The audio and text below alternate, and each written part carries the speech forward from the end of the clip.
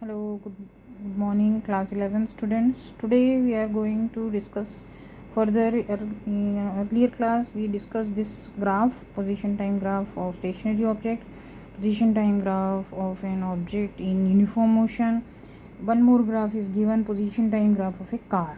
Car जो है कि वो यूनिफॉर्म मोशन में मूव नहीं करती है, so this is you can call it as a non uniform motion.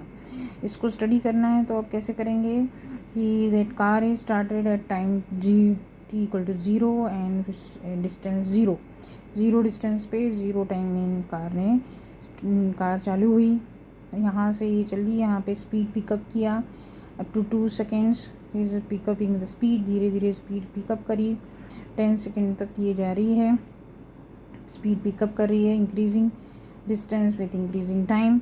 Then at 10 seconds यहाँ से देखिए ये ग्राफ सीधा ग्राफ आ रहा है जैसा ये ग्राफ है.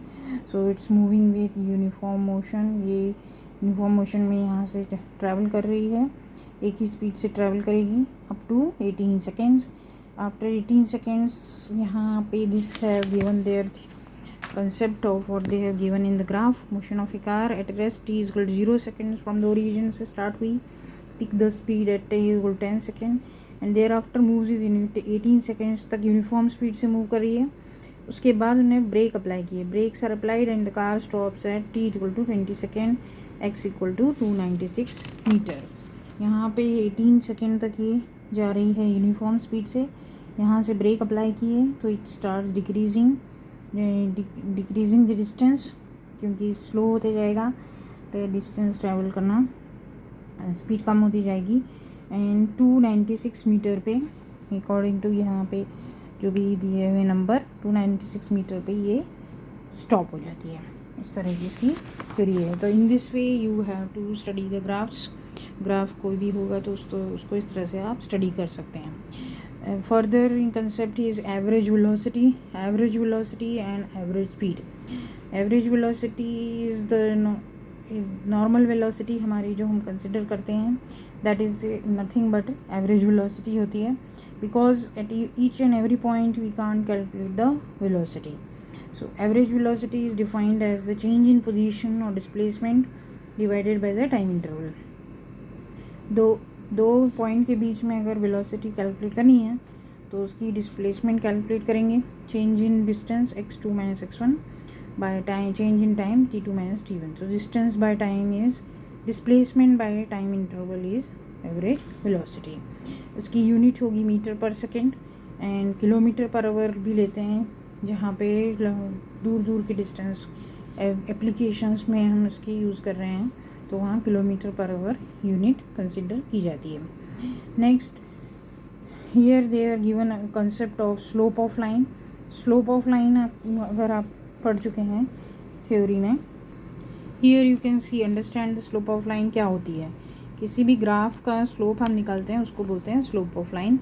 सिंपल ये ग्राफ सपोज मैंने लिया है, t यहाँ पे प्लॉट किया है, यहाँ पे x प्लॉट किया है डिस्टेंस, और यहाँ सेकेंड्स में t प्लॉट होगा. In this is in metre. So anything you are plotting similar way में आपको स्लोप निकालना होता है. स्लोप इज़ नथिंग बट आप जो दो पॉइंट्स ले रहे हैं, सपोज यहाँ P1 हमने लिया, यहाँ P2 लिया, इसके कोऑर्डिनेट्स ये लिखे हैं Px T1, यहाँ से T1 डिस्टेंस हो जाता है, इसके T1 x1, इसके T2 x2. ये किस तरह से लिखते हैं, x1 और y1 होते हैं, x2 y2, इस तरह से कोऑर्डिनेट लिखे जाते हैं. फिर इन दोनों का हमको स्लोप, अगर इस लाइन का स्लोप निकालना है तो उस लाइन के दो पॉइंट्स ले लेना है एंड देन डिवाइड माइनस करना है उसके y कोऑर्डिनेट को और उसके x कोऑर्डिनेट को, तो you will get the slope of the line. So slope of the line, this line is x2 minus x1 by t2 minus t1. तो इसी तरह से आप किसी भी लाइन का स्लोप इसी मेथड से निकाल सकते हैं. Similarly here also they have calculated the slope of this line. They have taken 2 points P1 and P2. यहाँ पे जो भी values हैं they calculated and put x2 minus x1 by t2 minus t1. Graph में से आप calculate कर सकते हैं. x2 ये वाला डिस्टेंस हो जाएगा, लिखा है देखो 27.4, और यहाँ पे x1 ये डिस्टेंस हो जाएगा 10.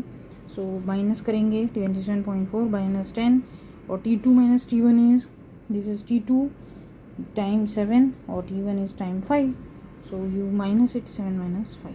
So in this way you can calculate the slope of line. Graphs means slope of line हम क्यों निकाल रहे हैं? This is nothing but distance by displacement by time.